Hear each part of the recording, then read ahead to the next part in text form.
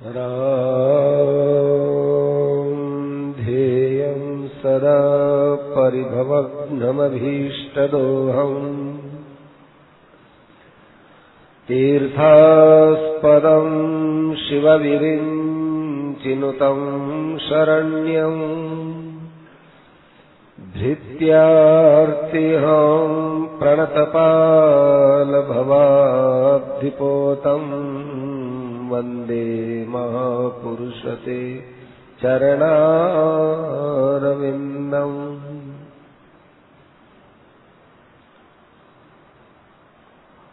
हम जो बात चलाते हैं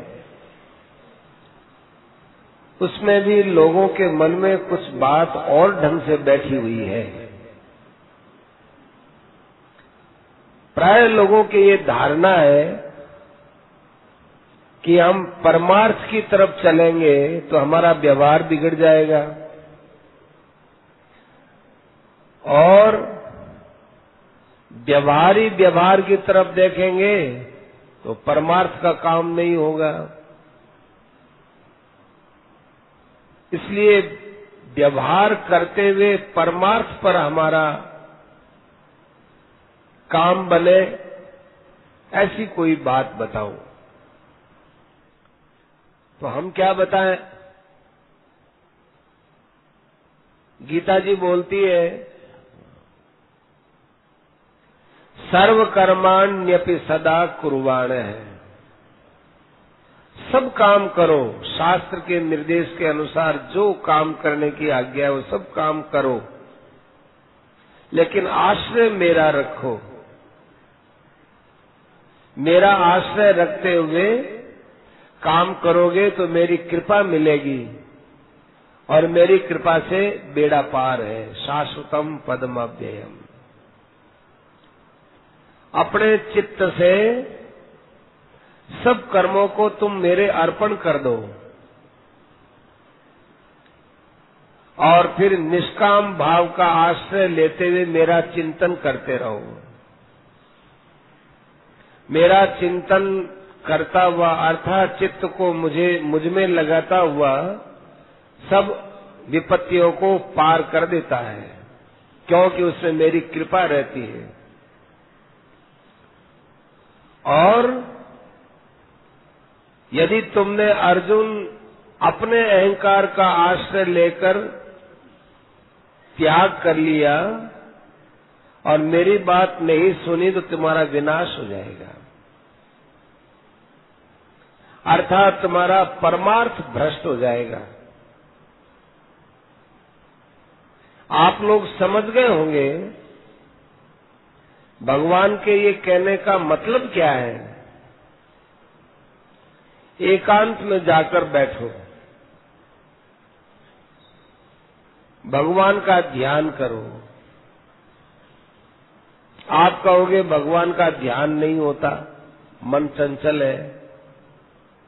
भगवान का ध्यान करते संसार में मन चला जाता है, तो आप भोगों का ध्यान करो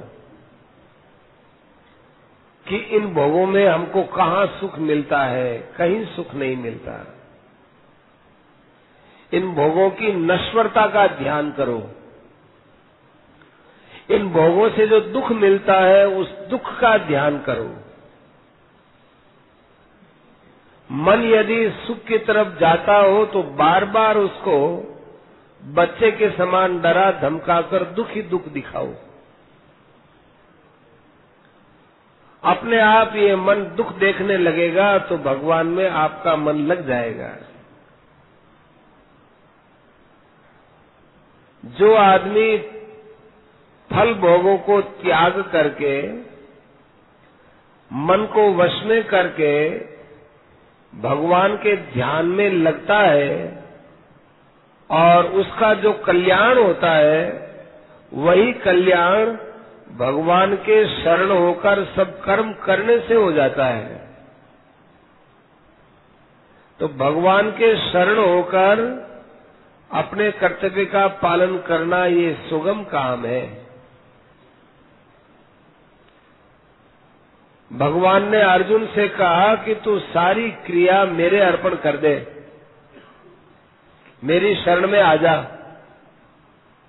जैसे कठपुतली सूत्रधार के शरण में है, अपनी बागडोर मेरे हाथ में दे दे, जैसे मैं चाहूं तेरे से काम में लूं, ऐसा तू बन जा। और बुद्धि योग के द्वारा, माने निष्काम भाव के द्वारा मेरे को जान करके चित्त को मेरे में लगा दे। उससे क्या होगा? संसार से तर जाएगा। चित्त में अहंकार को रखेगा और मेरी बात नहीं मानेगा तो पतन को प्राप्त होगा। इन बातों पर विचार करने की बहुत ज्यादा जरूरत है।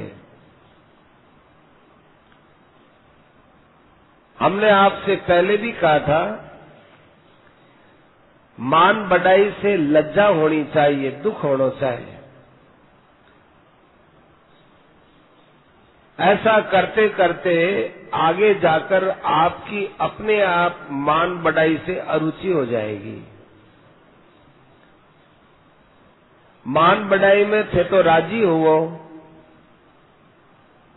और मान बढ़ाई में राजी होते ही मान बढ़ाई री इच्छा पैदा हुए,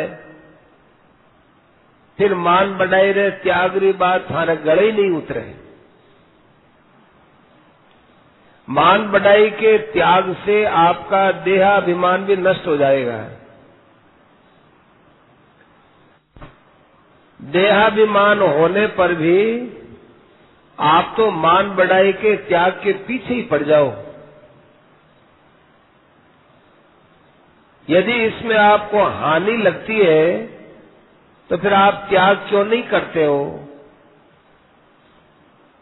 इसका मतलब है कि आपको इसमें अभी हानि दिखी नहीं है। मान बढ़ाई के समय चौकन्ने हो जाओ।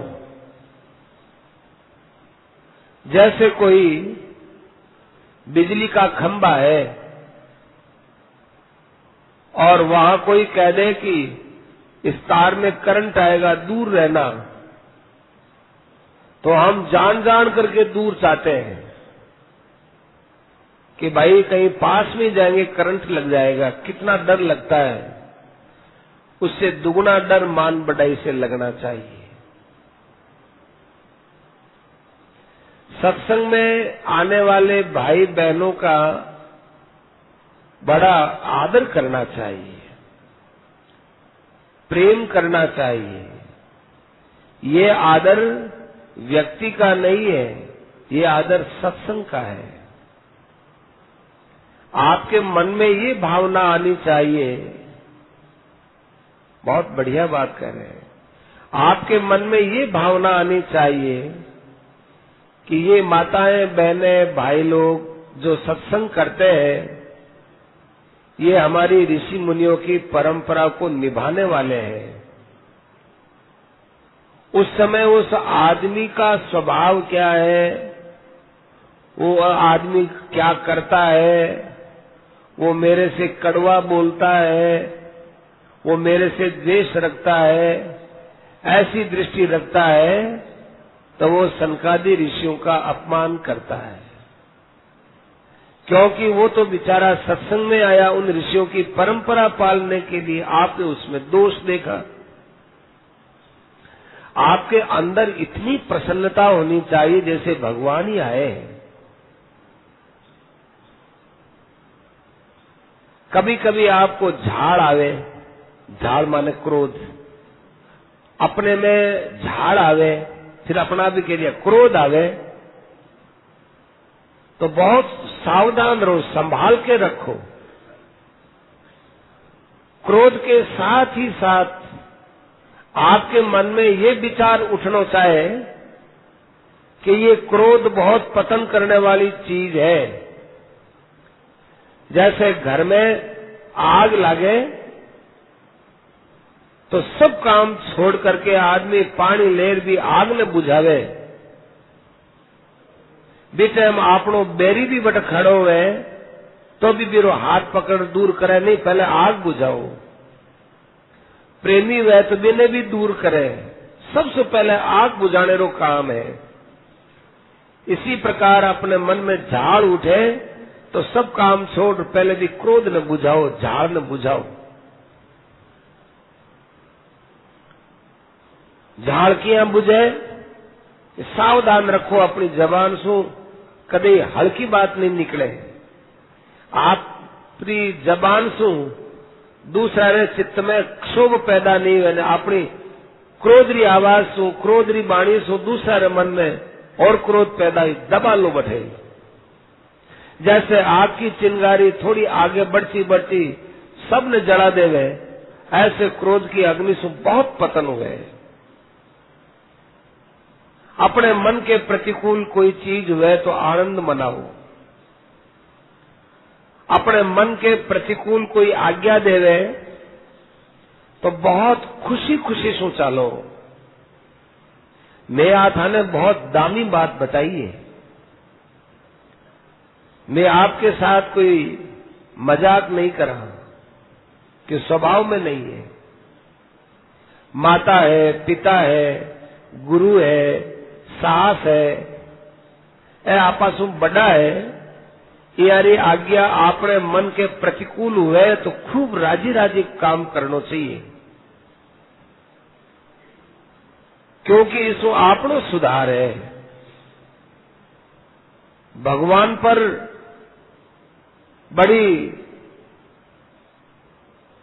भगवान की आप पर अपने पर बड़ी कृपा समझनी चाहिए कि मारे मन रे प्रतिकूल भगवान सासू जी सु बात कहलवारिया है, पिता सु बात कहलवारिया है।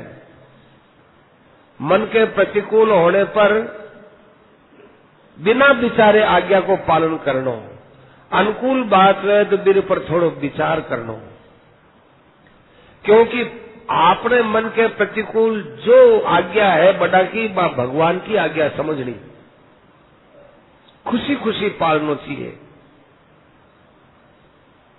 कोई कड़वी बात कहे, गाल काटे, तो मन में यदि क्रोध भी आवे तो एक बार हंस दो, ऊपर से हंस दो, हंसते हंसते सहन करो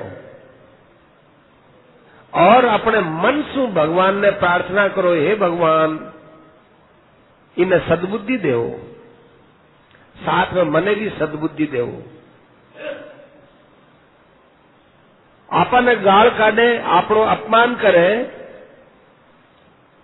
तो अपने लिए क्यों चिंता करो, उसके लिए चिंता करो, क्योंकि उसने अपना भविष्य खराब किया है।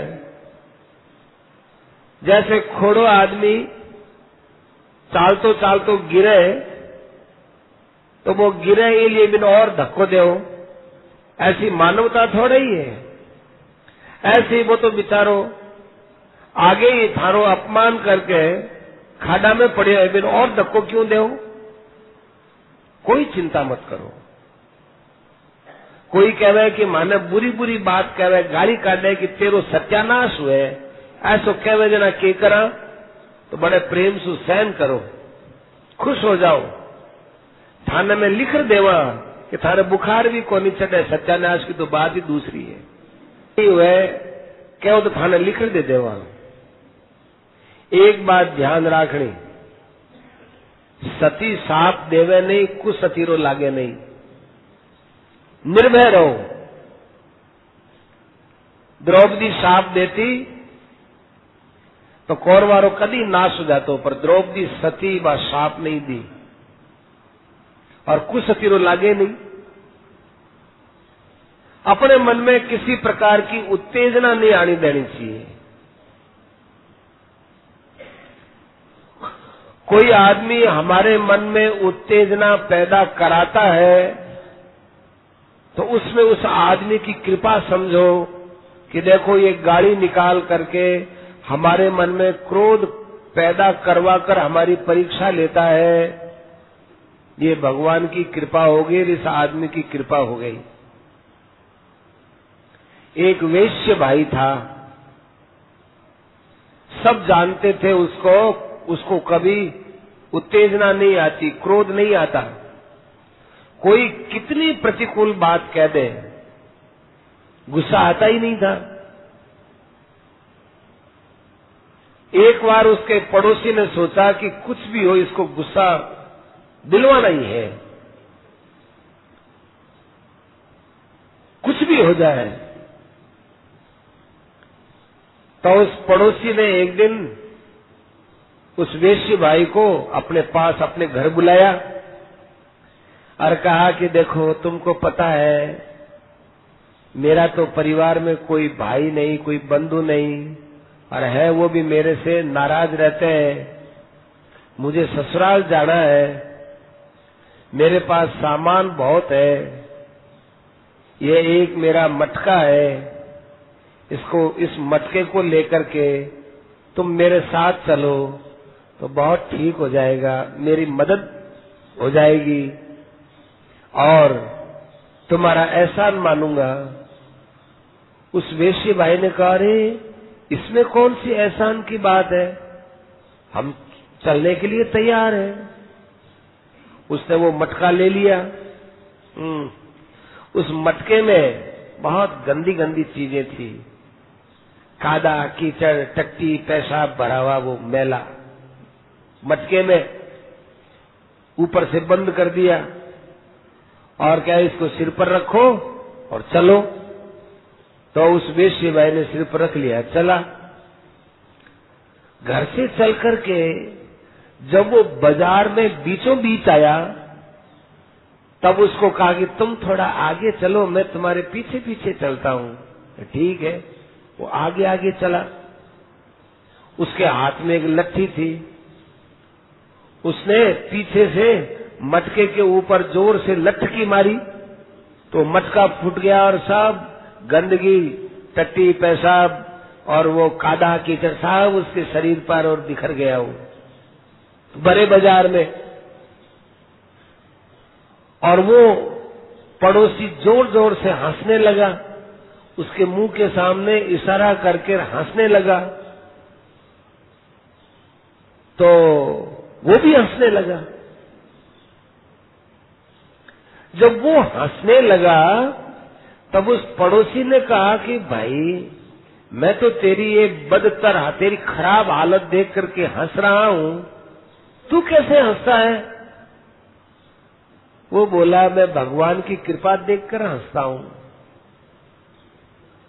बोले, तेरे पर क्या कृपा हुई कि आज भगवान हमारी परीक्षा ली? भगवान ने ये परीक्षा लेने वास्ते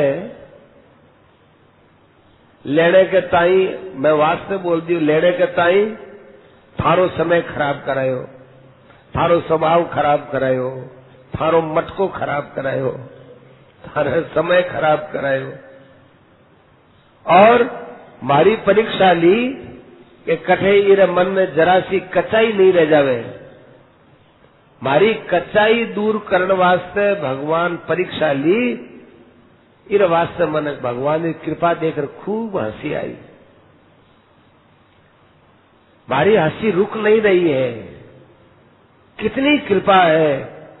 और ये अनंत करोड़ ब्रह्मांडा में अनंत करोड़ जीव है, वे जीवामू टाल मारे पर कैसी कृपा करी है। कितना भगवान मन संभाल संभाल राख रहा है। हे भगवान, आप भी बड़ी कृपा है, ऐसी परीक्षा हमारी खूब लेना, नहीं तो मैं कठे गुमान में नहीं रह जाऊं कि मन क्रोध आवे ही नहीं, गुमान में नहीं रह जाऊं, इसलिए हंसी आती है। अब बताओ उस पड़ोसी पर क्या बीती होगी, जा पर कृपा राम की होई, ता पर कृपा करई सब कोई। आप हम सभी मनुष्य हैं, तो जो मानव शरीर के नष्ट होने से पहले पहले काम को जीत ले, क्रोध को जीत ले, वही वास्तव में विजयी पुरुष है, वही मनुष्य है, वही सुखी है, वही आनंद में है। काम क्रोध वियुक्ता नाम यति नाम यत चेतसाम अभितो ब्रह्म निर्वाणम वर्तते विदितात्मनाम। काम क्रोध से जो रहित होते हैं और अपने मन को जीते हुए होते हैं, वे सब ओर से शांत परब्रह्म परमात्मा के अंदर डूबे रहते हैं। मन के विरुद्ध जो काम होता है, मन के विरुद्ध जो घटना होती है, मन के विरुद्ध कोई अपमान करता है, मन के विरुद्ध कोई बात बोलता है, उससे क्रोध पैदा होता है। भी क्रोध ने मार गिरो, उसको मार दो, आपकी बहुत बहादुरी होगी। मार गिरनो के है कि पाछो क्रोध नहीं करनो। काम के जीतने के लिए थे सुखदेव जी महाराज रो वो चरित्र याद कर लिया करो। सुखदेव जी ने व्यास जी महाराज जनक जी रे बठे भेजा। जनक जी सुखदेव जी री परीक्षा रे वास्ते सुंदर सुंदर युवती स्त्रियां ने ब्यानी सेवा में रखा। कई दिन तक वे सुंदर स्त्रियां ब्यान करने रही, ब्याने नुलाई, ब्याने खिलाई, ब्याने पिलाई, परंतु सुखदेव जी को ये ज्ञान ही नहीं है ये कौन स्त्री है कौन पुरुष है, कुछ ज्ञान नहीं है। जनक जी बहुत दिनों तक परीक्षा लेने के बाद जनक जी बहुत खुश हुआ। बोलिया कि थाने अब के बात सीखनी बाकी रही है, थाने के सिखावा। सबसे बड़ो अज्ञान जट है, बिन थे जीत लिया। अब थाने कोई जीतने की जरूरत नहीं, जाओ थाने में पास कर दियो। उनकी परीक्षा ली, उनको पास कर दिया। अपने परिवार में रहो, सबके साथ प्रेम को बर्ताव करो। प्रेम के बर्ताव में भगवान रो निवास है। आपके मन में प्रेम री कमी क्यों हुए? अगले आदमी रो बर्ताव देखकर या अपने अंदर स्वार्थ हुए तो दोनों चीजें निकालो। आप रो बर्ताव भगवान के पास पहुंचे, आज समझ करके आप प्रेम रो बर्ताव करो, क्योंकि आगला में भगवान रहवे। अद्वेष्टा सर्वभूतानाम मैत्र करुण एवच है, निर्ममो निरंकार सम दुख सुख क्षमी। जो कोई भी प्राणी के साथ द्वेष नहीं रखे, सबके साथ प्रेम को बर्ताव करे, ऐसा जो महात्मा हुए वो सुख और दुख की प्राप्ति में सम है और क्षमावान है। अपराध करने वाले ने भी अभय दान देने वालों है, वो भगवान को बहुत प्यारो है। सब पर दया करे, ममता और अहंकार लेकर नहीं। तो मारो आदमी है इसलिए ये आदमी रो मैं दुख में सहायता करूं, यूं नहीं। मारो समझ नहीं और दुखी है इसलिए सहायता करो। और अपने द्वारा की हुई दया को लेकर अहंकार करने के समान तो कोई मूर्खता है ही नहीं। इतना बड़ो संसार बनाने वाला भगवान, इतनो सबने पालन करने वाला भगवान कभी अहंकार नहीं करया। थाने अहंकार कठ पैदा हुई। अरे भगवान थासु चौखी क्रिया करा करके थाने आगे बढ़ाया थे, अहंकार करके मैं दया करी है और अन्याय है। एक श्लोक धारण कर लो, अद्वेष्टा सर्वभूतानाम, तो फिर बेड़ा पार है। शेर जी बेड़ा पार है शब्द बहुत बोलता है। संतुष्ट है सततम योगी यतात्मा दृढ़ निश्चय है, मय्यर्पित मनोबुद्धि योमद भक्त समय प्रिय है। ध्यान योग में जो लगेड़ो है, लाभ हानि में बड़ो प्रसन्न संतुष्ट है, मन इंद्रियां सहित शरीर ने वश में किएड़ो है, मेरे में सब कर्म अर्पित करता है, मन बुद्धि को अर्पित करता है, वो भक्त मुझे बहुत प्यारा है। ये बात हो तो सकती है, पर आप लोगों के मन में विश्वास नहीं है, इसीलिए आपको बहुत बड़ा लाभ नहीं दिखता है। यदि आप विश्वास करो, जान ले तो बहुत लाभ है, बहुत लाभ है। प्राय मनुष्य की आदत है कि जिसमें ज्यादा फायदा होता है वो काम करते हैं। जैसे व्यापार में हीरा का व्यापार है, यदि उसमें नुकसान है तो कोई नहीं करेगा, और कचरा उठाने में लाभ है तो कोयले का काम है तो कोयले का काम कर लेगा। हीरे के काम को छोड़ देगा और कोयले के काम को करेगा। उससे पूछे, अरे भाई आप कोयले का काम क्यों करते हो, आप तो हीरे का काम करते थे। तो वो कहेंगे हीरा के काम में मांगे घाटे लागियो, कोयला के काम में मानो मुनाफो है। तो मैं बाणिया, हाँ मैं घाटा को काम को नहीं करा, मैं बतावा ये बात में कोई घाटो नहीं है। विश्वास नहीं वो मैं के करा। और भी कुछ बात कहने री मन में आवे, ऐ जो श्रृंगार करे, चाहे पुरुष हो चाहे स्त्री हो, आप बढ़िया चीज नहीं है। श्रृंगार में काम को निवास है। काम ने जीतनो भी चाहो, शरीर ने सजानो भी चाहो, श्रृंगार भी करनो चाहो, दो बात नहीं हो सके। जिन मायने विधवाओं के लिए श्रृंगार तो बहुत खतरनाक चीज है।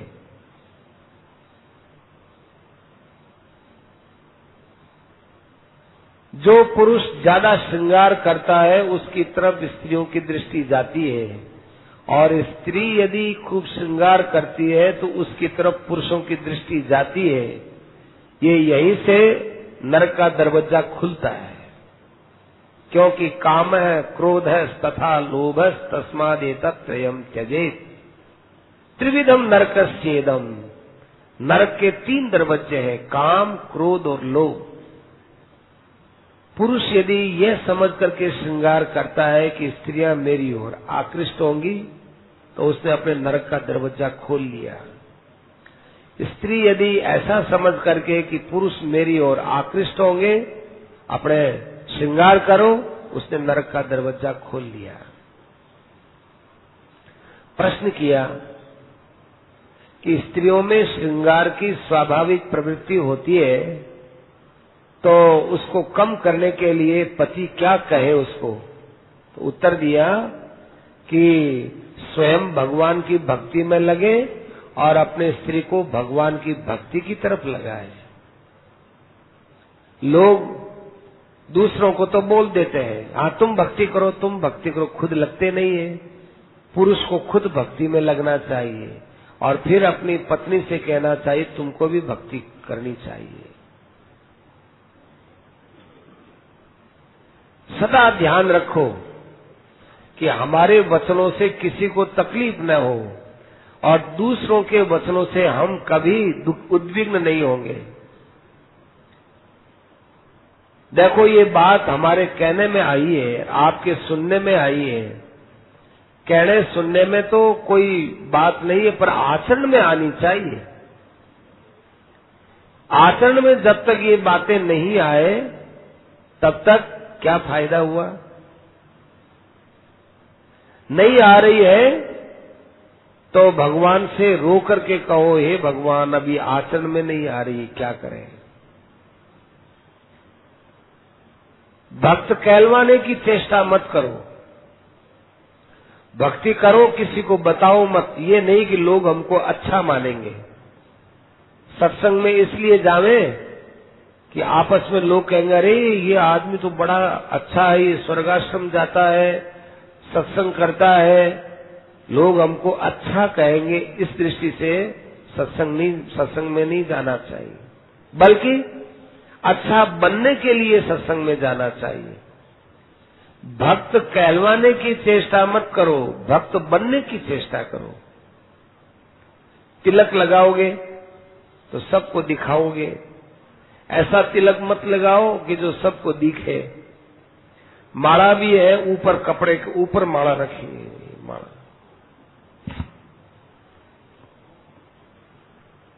सबको दिखेगा माला है, हम माला फेरते।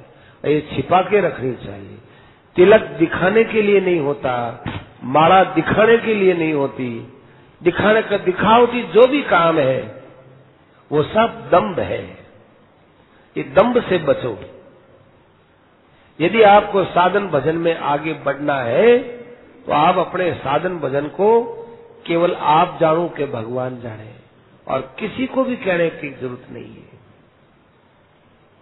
बड़े बूढ़ों की आज्ञा मानो, उनकी आज्ञा में चलने से लाभ ही लाभ है। नारायण नारायण नारायण।